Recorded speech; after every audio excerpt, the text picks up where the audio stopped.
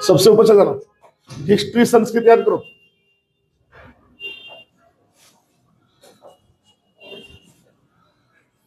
हो गया? देखो उसी प्रकार से तुम देखो भारत में सिकंदर का आक्रमण हो गया, फिर तुम देखोगे भारत में मुस्लिम आक्रमण, मतलब तुर्कों का आक्रमण, जो मोहम्मद गजनवी आया उसने भी फिर रास्ता खोला भारत का। फिर तुम देखोगे भारत में मुगल आए, अंग्रेज आए, ये सब भारत का इतिहास क्या किया है, बदलने का काम किया है। ठीक है, फिर फर्स्ट वर्ल्ड वॉर और सेकंड वर्ल्ड वॉर, इसने दुनिया को बदला, और अभी नया नया जो दुनिया बदला कोरोना के बाद से, बस समझ ना, कोरोना ने भी दुनिया को बदल दिया उधर तक। हाँ, एक और घटना दुनिया को बदला, घटना था 9/11, जो अमेरिका पर हमला हुआ ना 9/11, इसने भी दुनिया को बदलने का काम किया। ठीक है, 9/11 घटना हुए बहुत साल हो गया है, लेकिन उसका प्रभाव अभी तक दुनिया पर है। हाँ है, जैसे अभी तुम देखो, पहले क्या था कि अभी तुम फ्लाइट पकड़ने जाओगे तो तुमको कम से कम 1-1.5 घंटा पहले जाना पड़ता है, जबरदस्त चेकिंग होता है। दूसरा है कि दुनिया में मुस्लिम देशों को लेकर नजरिया बदला, अमेरिका और ज्यादा ताकतवर हुआ 9/11 हमले के बाद, है ना। वो अपनी सुरक्षा के नाम पे दादागिरी कर रहा है दुनिया में। 9/11 जो हमला हुआ अमेरिका पे, उस हमले के बाद उसने बहाना ढूंढा। ठीक है, और अभी देखो वेनेजुएला पे हमला, चाहे इराक पर हमला, अपनी सुरक्षा के नाम पे कुछ भी कर रहा है। चलिए देखिए, तो नवपाषाण काल को नवपाषाणिक क्रांति इसलिए कहते हैं क्योंकि इसी समय कृषि का खोज या आविष्कार जो कल हुआ है ना, कृषि का। आदमी सबसे पहले खेती करना कहां सीखा, नवपाषाणिक काल में। पशुओं को पालतू कब बनाया, जल्दी बोलो, पशुओं को पालतू किस काल में बनाया गया, नहीं, मध्य पाषाण काल में। पशुओं को पालतू कब बनाया गया, मध्य पाषाण काल। ठीक, खेती का आविष्कार नवपाषाण काल। आग तो खोज लिया गया था मध्य पाषाण काल में, लेकिन उसका उपयोग आदमी कब सीखा, नवपाषाण काल में। समझ गए, नवपाषाण काल में समाज बनना शुरू होगा, परिवार बनना शुरू होगा। खैर ये सब तुम लोग का भी सब्जेक्ट नहीं है, तुम लोग मतलब इतना जान गए ना नवपाषाण काल, तो दिक्कत ही नहीं है ऐसे। ठीक है, देखिए नवपाषाण युग में दक्षिण भारत में मृतक को दफनाने के स्थल के ऊपर बृहद पाषाण स्मारकों की पहचान की गई। देखिए नवपाषाण काल जब चल रहा है, ठीक है, तकरीबन आज से 10,000 साल पहले, तो उस समय दक्षिण भारत में क्या करते थे, जब कोई मरता था तो उसको दफनाने के बाद बड़े बड़े पत्थरों से उसको ढक देते, बड़े बड़े पत्थरों से। समझ गए, तो इसीलिए उस काल को महापाषाण काल भी कहा गया, या बृहद पाषाण कहो या महापाषाण कहो, एक ही बात है। ठीक है, या तो आप उसको बृहद पाषाण कहिए या फिर महापाषाण कहिए, एक ही बात है। ठीक है, कोई दिक्कत नहीं ना।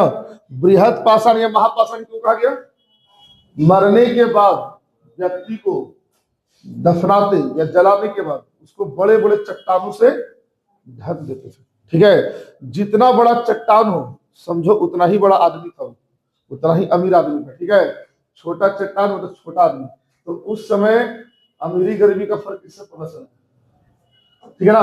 देखिए राग का टीला है ना, राग का टीला कर्नाटक में मैसूर का बेल्लारी जनपद में स्थित संगम कल्लू नामक स्थान से प्राप्त हुआ है। संगम कल्लू याद रखना, ठीक है। पिकली हल, दो जगह, संगम कल्लू, पिकली हल।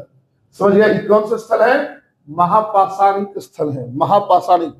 तुमको फिर से बता रहे, महापाषाणिक काल क्या है, जब पूरे भारत में नवपाषाण काल चल रहा था, तो दक्षिण भारत में क्या चल रहा है, वो महापाषाण काल। महापाषाण काल का मतलब मरने के बाद जला दिए, दफना दिए, रात का टीला उस पर पत्थर रख दिए, बड़ा बड़ा पत्थर। इसलिए इस समय को क्या कहा गया, महापाषाण या बृहद पाषाण, एक ही बात है। दो जगह याद रखो, ऐसी जगह बहुत सारा, लेकिन दो जगह याद रखना, संगम कल्लू और पिकली हल। ठीक है, कोई दिक्कत है। ये रात के टीले नवपाषाण युग पशुपालक समुदाय को मौसमी शिविरों के जले अवशेष है। देखिए जानवर तो पालना सीख ही गए थे, तो लोग क्या करते हैं कि जानवर जहां तहां, मतलब जैसे एक जगह घास खत्म हो गया तो दूसरी जगह लेके चले गए। ठीक है, तो उन जगहों की ये अवशेष है, जले अवशेष है। ठीक है, कौन से, ये राख के टीले। अब यहाँ सब पर नया टॉपिक शुरू करते हैं। धातुओं में सबसे पहले किस चीज का प्रयोग हुआ है? तांबे का प्रयोग हुआ। धातुओं में सबसे पहले तांबे का प्रयोग हुआ। इस चरण में पत्थर एवं तांबे के उपकरणों का साथ साथ प्रयोग किया गया। देखिए, पत्थर का तो इंसान यूज कर ही रहा था, लेकिन अब एक नया धातु उसको मिला। धातु कौन है? तांबा। ये बहुत इंपॉर्टेंट क्वेश्चन है कि धातु में सबसे पहले किसका? तांबा। लोहा नहीं, तांबा। ठीक, लेकिन साथ साथ पत्थर का भी हो रहा है। जैसे आज ही का तुम ले लो, सबके घर में मिक्सी ग्राइंडर आ गया है, मिक्सर, लेकिन लोग अभी भी सिलबट्टा पे काम करते ही हैं, है ना। ऐसा थोड़ी होता कि सारा का सारा दुनिया की सब बदल जाता है। दुनिया धीरे धीरे बदलती है ना। तो कुछ लोग तांबे का प्रयोग कर रहे हैं, लेकिन क्या उस समय लोग पत्थर का प्रयोग नहीं कर रहे हैं? जाहिर सी बात है, तांबा नया धातु था, तो तांबा का यूज करता हुआ अमीर लोग रहे होंगे, लेकिन जो उस समय गरीब लोग रहे होंगे वो किस चीज का यूज करते थे? पत्थर का। तो तांबा और पत्थर दोनों साथ साथ प्रयोग हो रहा है, इसीलिए इस काल को ताम्र पाषाणिक संस्कृति कहा गया। ताम्र पाषाणिक। ये ताम्र पाषाणिक कब आएगा? नव पाषाण के बाद। क्लियर है? ठीक, क्रोनोलॉजी समझना नहीं तो फिर इतिहास में मिस्टेक कर लोगे। सबसे पहले क्या है? सबसे पहले बोलो, पाषाण काल में कौन सा? निम्न पूरा पाषाण काल, मध्य पूरा पाषाण काल, उच्च पूरा पाषाण काल, फिर आया मध्य पाषाण काल। ठीक, फिर आया नव पाषाण काल। अब नव पाषाण काल के बाद नव पाषाण काल चल रहा है, तो दक्षिण भारत में उसको क्या बोलते थे? महापाषाण काल। क्या बोलते थे? महापाषाण काल। और इसी नव पाषाण काल के बाद क्या आया? ताम्र पाषाण काल।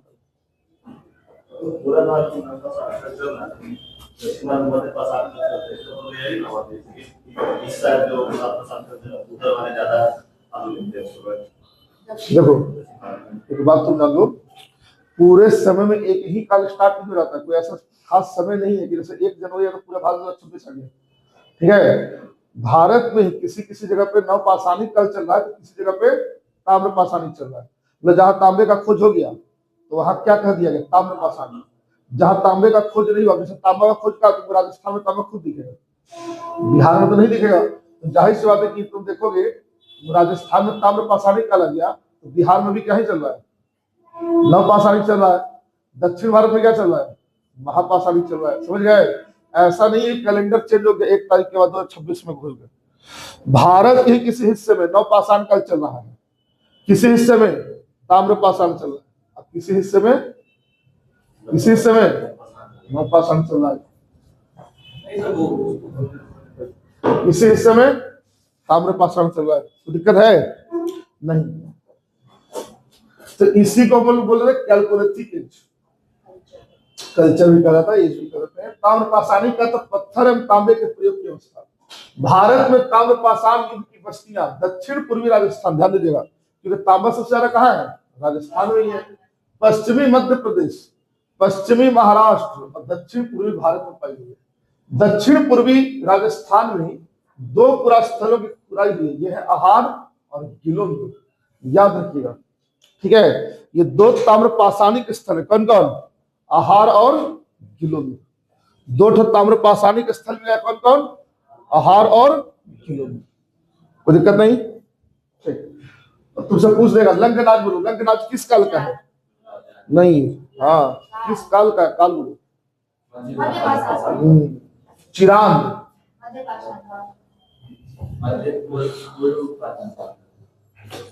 चिरांद नव पाषाण काल। बिहार में ना चिरांद, बुर्जहोम के बाद चिरांद बताए थे। बुर्जहोम,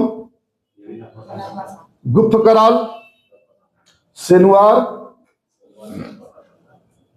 कोई दिक्कत नहीं, सराय नहर, दमदमा, महरहा,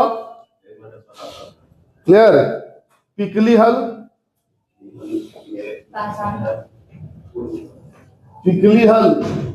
संगनकल्ली, क्या नाम उसका बोलो? संगनकल्लू, पिकलीहल, संगनकल्लू किस काल का? महापाषाण काल, दक्षिण भारत, कर्नाटक। ठीक है, जगह का नाम याद रखना, संगनकल्लू और पिकलीहल। जल्दी बोलो, किस काल का?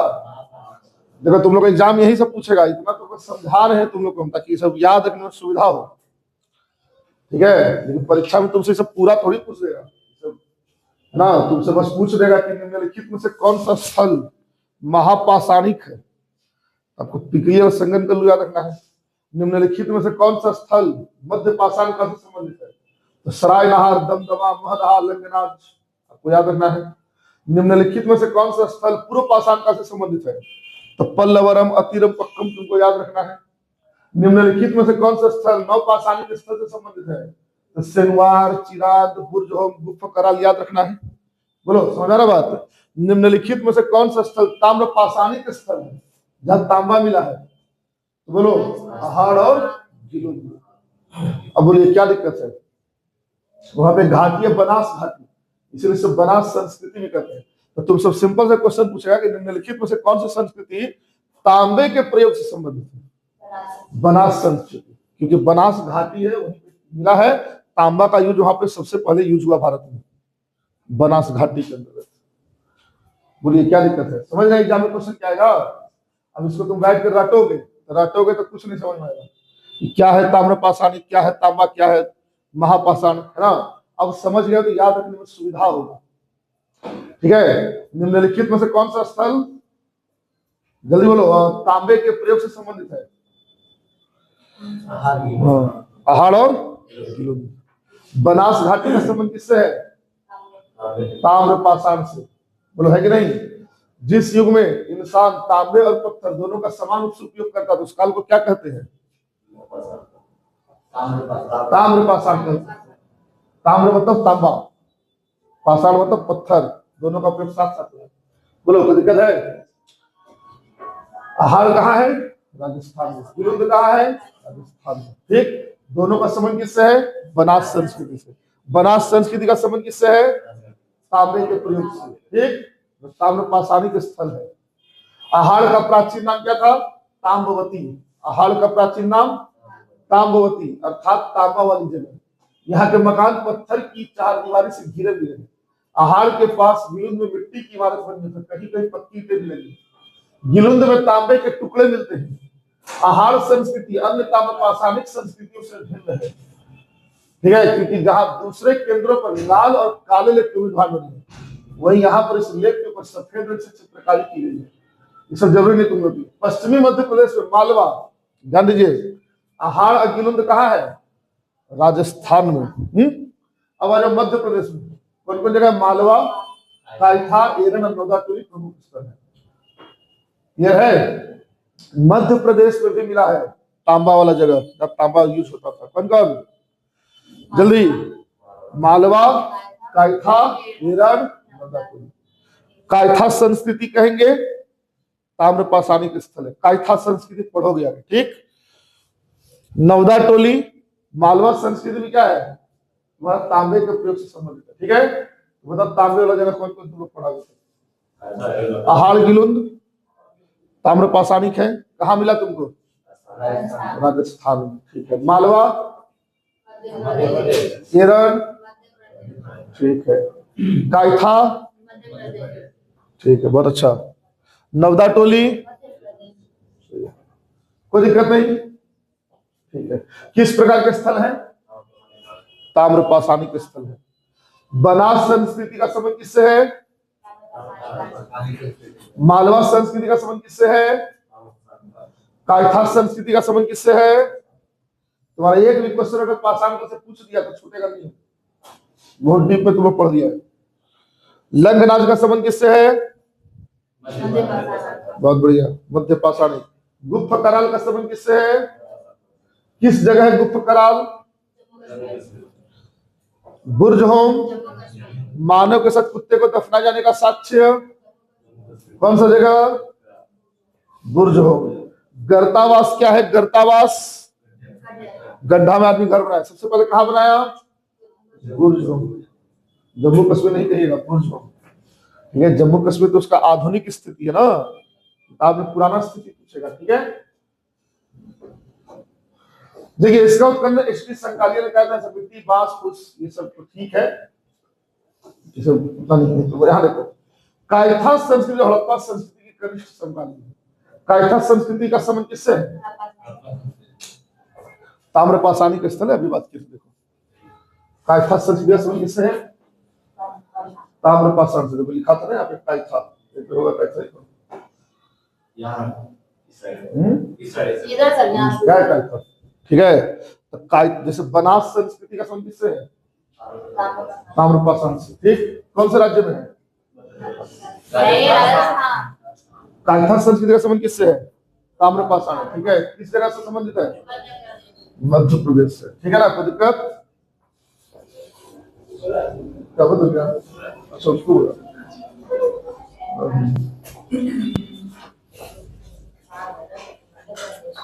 चलो आगे देखो। तो कायथा संस्कृति जिस समय चल रहा है, लाइट ऑन करो। कायथा संस्कृति जिस समय चल रहा है, समझना। हाँ, ऑन करो, इधर करो, लाइट ऑन करो, ये लाइट बंद करो, इधर वहां स्विच। हाँ, हो गया।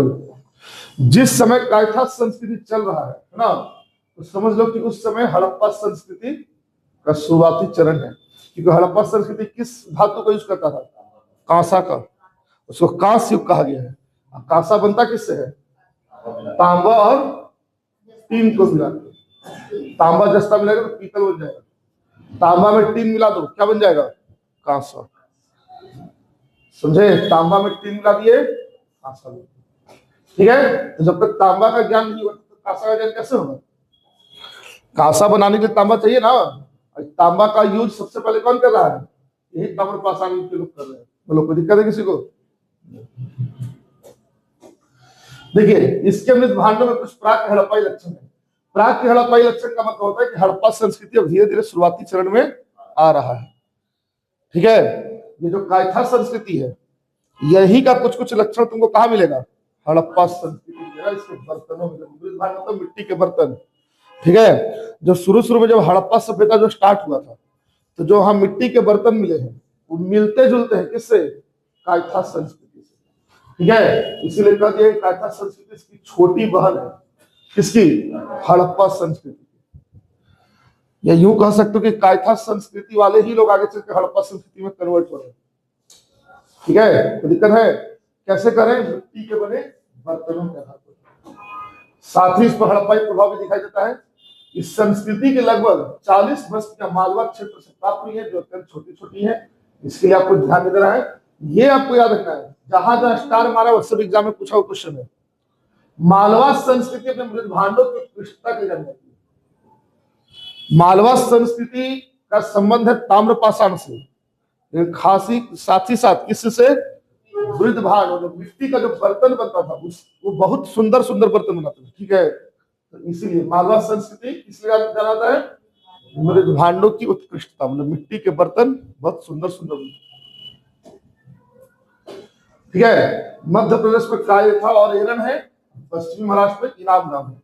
अब तुमसे पूछ देगा कि इनाम गांव कहाँ है? महाराष्ट्र में। सब याद रहेगा। आहाड़ कहाँ है? आहाड़ कहाँ है? गिलुंद कहाँ है? बनास घाटी का संबंध किससे है? ताम्रपाषाण से। ठीक है, मालवा संस्कृति का संबंध किससे है? ताम्रपाषाण से।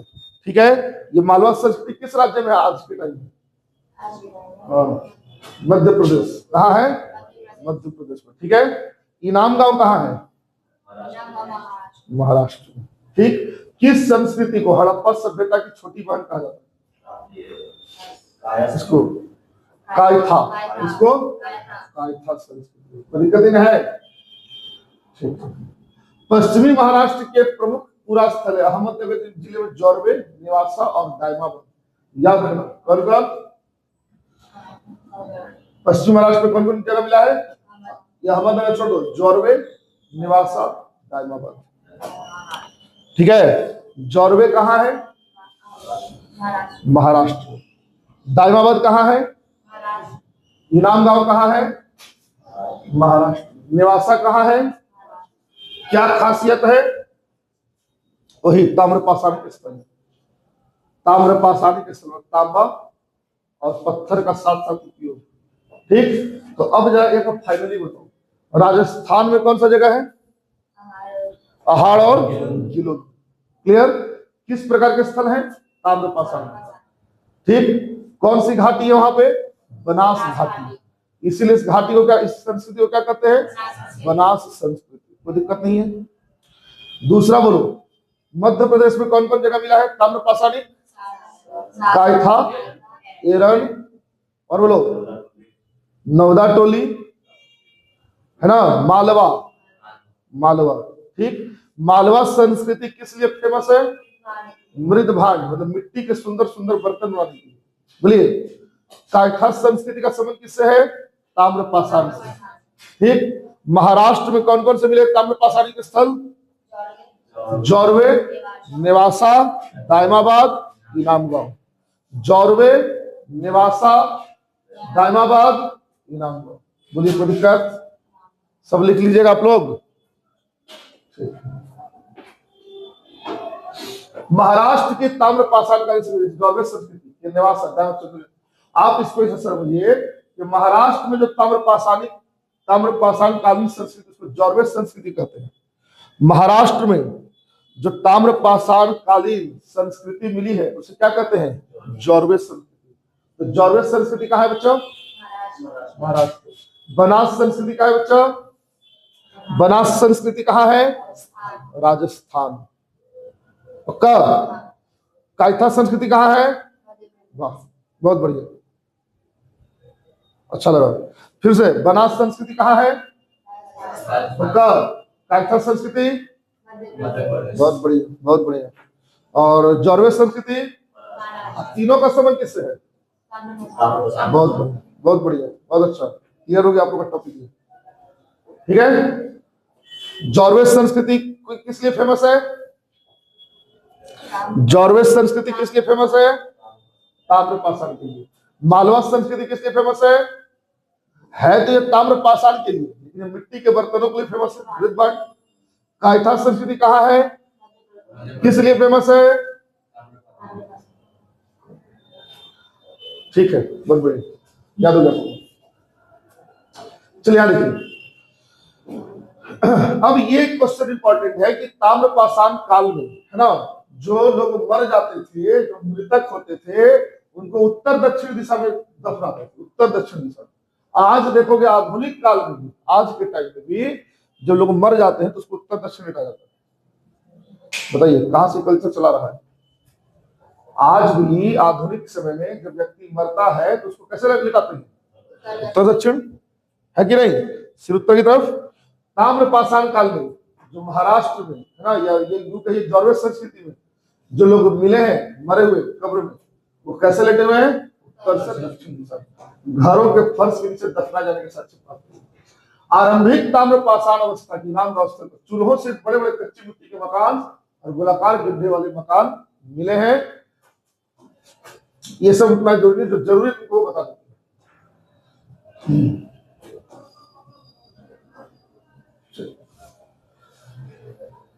बहुत सारा जगह पढ़ना है तुमको भी, चलो ताम्रपाषाण में। ठीक है।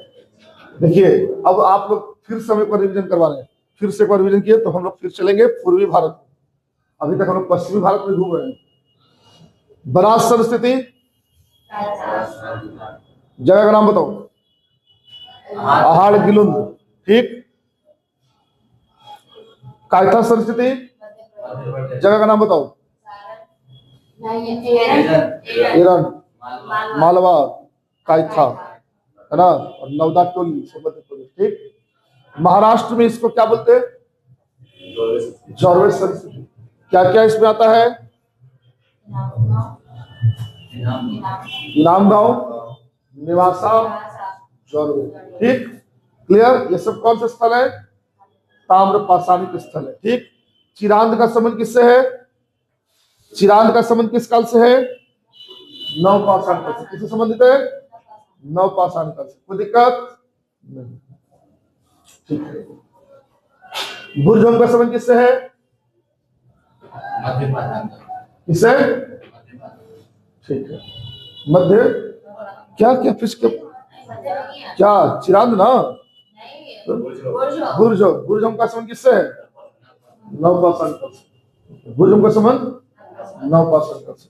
अब यहां देखो, पूर्वी भारत में गंगा तटवर्ती, गंगा नदी के किनारे चिरांद के अलावा वर्धमान जिला कहाँ है मालूम है आपको? पश्चिम बंगाल में वर्धमान, ठीक है, वर्धमान कहाँ है? पश्चिम बंगाल। पांडु राजार ढीबी और पश्चिम बंगाल बीरभूम जिले में महिषदल उल्लेखनीय ताम्रपाषाणी स्थल है। मतलब तुम बंगाल की ओर चले जाओ तो बंगाल में तुमको दो जगह मिलेगा, एक पांडु राजार ढीबी और एक महिषदल। एक पांडु राजार ढीबी, एक महिषदल। ठीक, बंगाल में दो जगह कौन कौन है? पांडु राजार ढीबी और महिषदल। ठीक, बिहार में सिलवार है, बता चुके हैं, सोनपुर है, ताराडीह और उत्तर पूर्वी प्रदेश में खैराडीह और नरहर। ये सब उतना जरूरी नहीं है, जो जरूरी है वो जान। ठीक है, कोई प्रॉब्लम? बिहार, महाराष्ट्र, मध्य प्रदेश में रहने वाले लोग टोटी वाले जल पात्र, गोलीदार, और टोटी वाला जल पात्र याद है? टोटी वाला जल पात्र, टोटी वाला, उसमें बचपन में टुइया बोलते थे उसको, है ना? ऐसे पीते थे लोग, पानी वो बंद हो गया ना, क्यों भी आता है? आता है, देखते ही गाँव वगैरह में दिखता है ना। देखिए चाय वाला तो वही, हाँ तो पानी पीने का आता था। हम लोग बचपन में क्या करते थे ना, मेला में जाते थे, लेकर चलाते थे, और सब पानी प्यास नहीं भी लगा तो सब पीते थे, अच्छा लगता है। वही टोटी वाला जल पात्र में है। बिहार, महाराष्ट्र, मध्य प्रदेश में रहने लोग ना गोलीदार तस्तरियां, गोलीदार कटोरे बनाते थे। दक्षिण पूर्वी राजस्थान, पश्चिमी मध्य प्रदेश, पश्चिमी महाराष्ट्र और उत्तर ताम्रपाषाणी के वैसे पालते और खेती करते थे। यहाँ देखिए, उस समय के लोग मुख्य अनाज के रूप में क्या करते थे? गेहूं, चावल कहते तो बाजरे की खेती करते थे। मतलब 3 अनाज उगाते थे, गेहूं, चावल, बाजरा। ठीक है, ताम्रपाषाण युग के लोग शिल्प कर्म में निस्संदेह बड़े दक्ष थे। शिल्प कर्म होता है मिट्टी से कुछ बनाना, धातु से कुछ बनाना, बर्तन वगैरह, तो शिल्प कर्म बोलते हैं। ठीक है ना?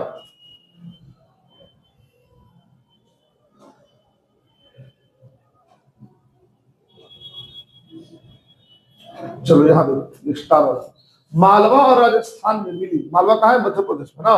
मालवा और राजस्थान में मिली रूढ़ शैली में बनी मिट्टी की वृषभ मूर्ति का, वृषभ बैल होता है, बैल की मूर्ति मिली है।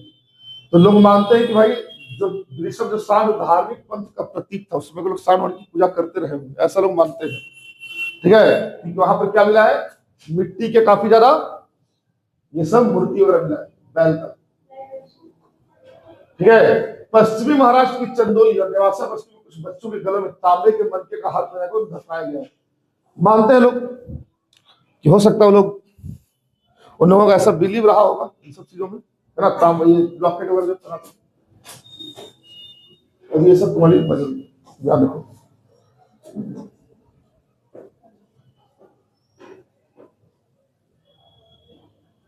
हाँ, ये देखना है कि दक्षिण भारत में ब्रह्मगिरी, पिकली हल, संगन कल्लू, मस्की, हल्लू राज्य से ताम्रपाषाणी वस्तु के साक्ष्य मिले हैं। दक्षिण भारत में कृषक की अपेक्षा चरवाहा संस्कृति का अधिक प्रमाण है।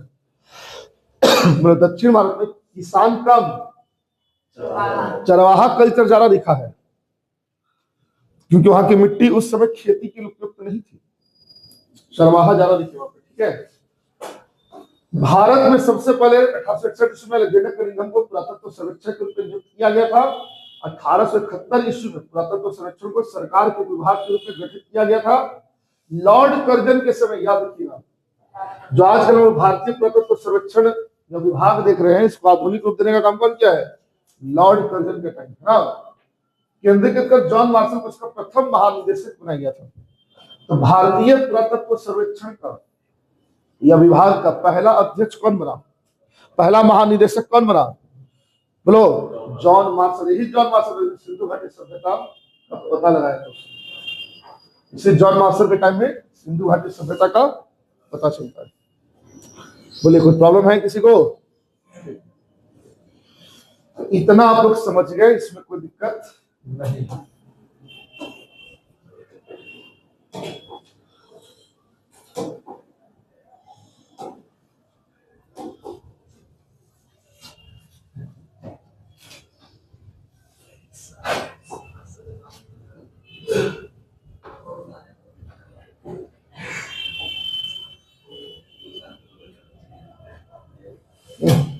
बात नहीं करो।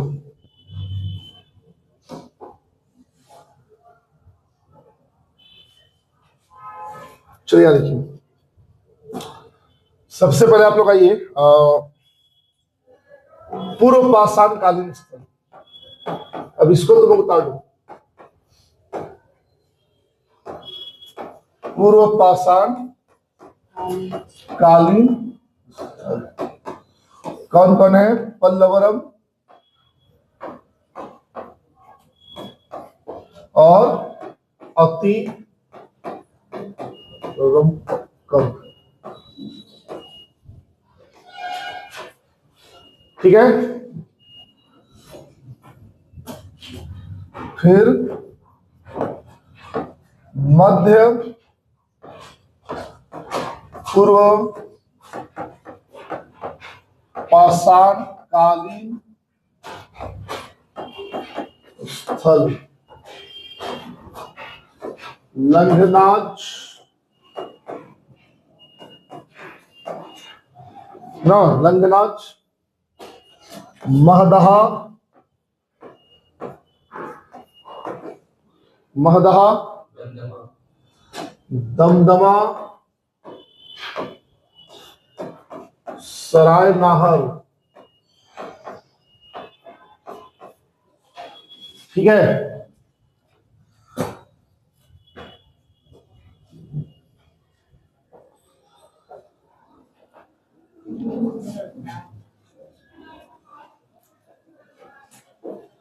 एक मिनट, मध्य पूर्व पाषाणकालीन स्थल है सर कि मध्य पाषाणकालीन स्थल है? ठहरो ठहरो,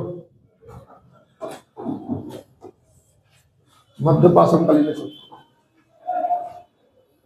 मध्य पूर्व क्या पूर्व मध्य पाषाणकालीन को क्या कहते हैं? उसको कहते हैं फलक संस्कृति। क्या कहते हैं? फलक संस्कृति। यहाँ पर मिला हैंडेक्स, हैंडेक्स मिला, इसको हैंडेक्स संस्कृति कहते हैं। इसको पूर्व पाषाण काल को क्या बोलते हैं? हैंडेक्स संस्कृति।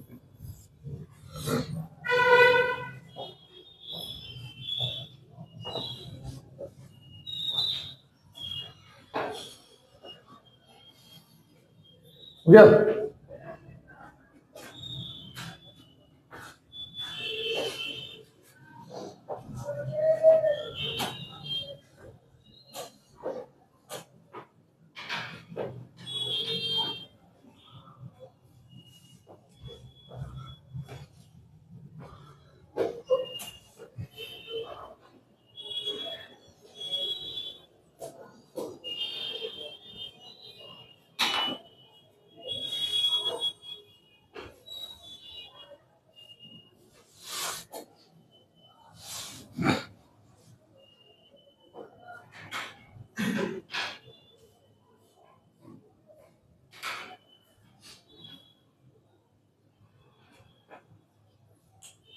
आगे बढ़े।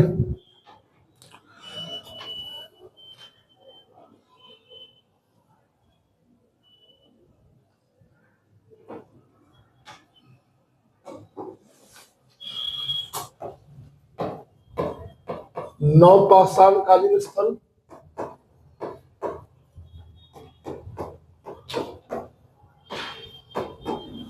नंबर 1 है तो बहुत सारा। नंबर 2 बुरझोम गुप्त कराल,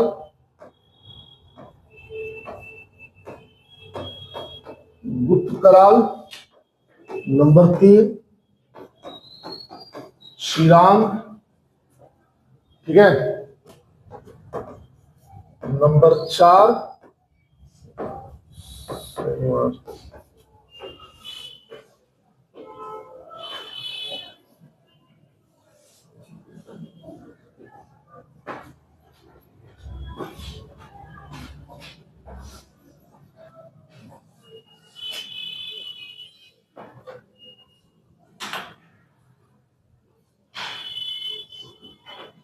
हो गया?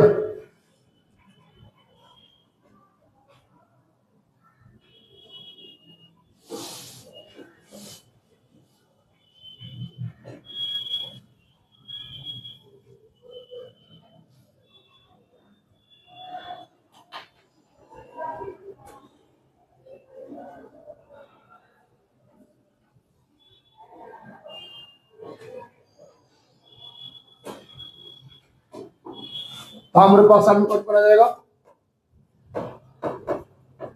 ताम्रपाषाण में सबसे पहला जो राजस्थान, तो राजस्थान में तुमको क्या क्या दिख रहा है? पहाड़ और गिलोनी। बोलो, इन दोनों को मिला के क्या कर देते हैं? बनास संस्कृति। क्या कहते हैं? बनास संस्कृति कर देते हैं। ठीक है, अगर तुम मध्य प्रदेश की बात करो तो मध्य प्रदेश में कौन कौन जगह मिला है? काइथा, मालवा, एरण, नवदत्त। ठीक है, यहां पे दो नाम से इसको कहेंगे, या तो हम इसको काइथा संस्कृति कर दें, या तो हम इसको मालवा संस्कृति कर दें। बोले ना, काइथा संस्कृति जो है, काइथा संस्कृति, इसका संबंध है ये हड़प्पा के पूर्व का है, हड़प्पा के पूर्व। ठीक है, और अगर मालवा संस्कृति की बात करें तो मृद भांड के लिए प्रसिद्ध है, मृद भांड के लिए प्रसिद्ध है। ठीक, और एक है तुम्हारा महाराष्ट्र, जो महाराष्ट्र मिला है उसको हम लोग जौरवे संस्कृति कहते हैं। क्या कहते हैं? जौरवे संस्कृति। ठीक है ना, इसमें तुमको इनाम गांव, नेवासा, इनाम गांव हो गया, नेवासा हो गया,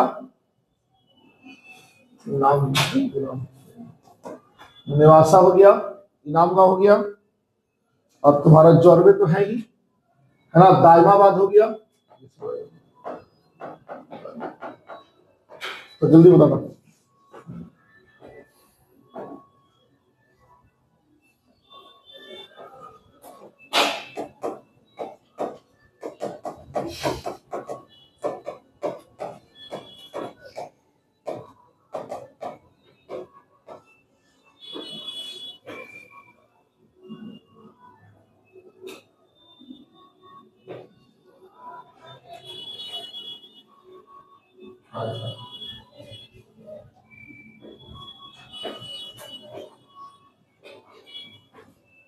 हो गया, लिख लिए? इसका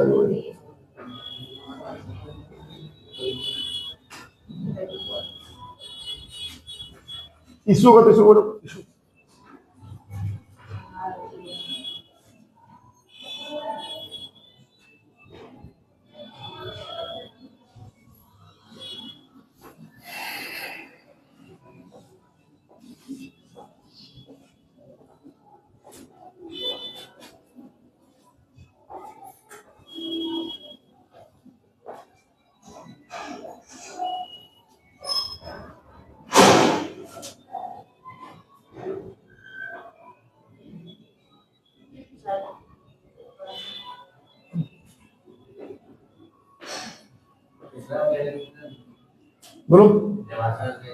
नेवासा, दाइमाबाद, दाइमाबाद लिखो।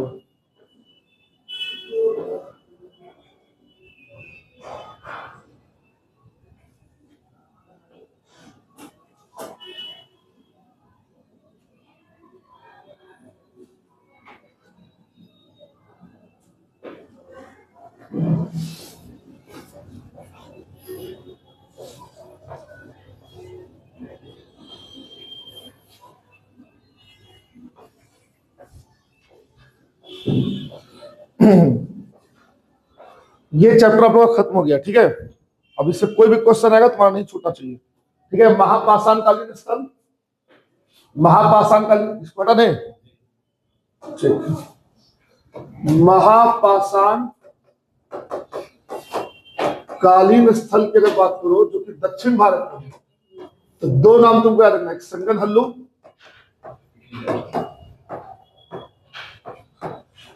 पिकलीहल, इन है और हल्लू। ठीक है, ये दक्षिण भारत का नाम देखिए समझना, ताम्रपाषाण कालीन, सॉरी महापाषाण काल का। ठीक है, कोई दिक्कत नहीं इसमें। ठीक है, ये चैप्टर आपका हो गया समाप्त।